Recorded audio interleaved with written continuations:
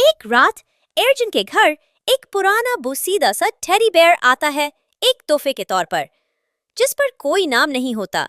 अर्जुन खुशी खुशी उसे अपने कमरे में रख देता है, लेकिन जल्द ही उसे अजीब लगने लगता है। कभी वो देखता कि टेडी बेयर की आंखें खुद ब खुद हरकत करती हैं, कभी लगता जैसे वो टेडी उसे देख रहा हो।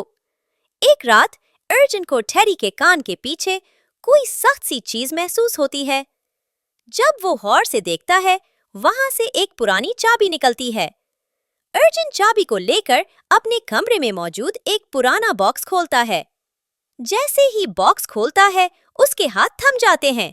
बॉक्स में एक तस्वीर होती है, अर्जुन की अपनी तस्वीर, लेकिन तस्वीर पर खून के धब्बे होते हैं, ऐसे जैसे किसी ने उसे निशानजद किया हो।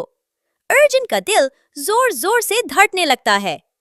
कमरे की रोशनी मद्धम होने लगती है, खिड़की खुद ब खुद बंद हो जाती है और टेडी बेयर आहिस्ता आहिस्ता अपनी गर्दन मोड़ता है अर्जुन की तरफ।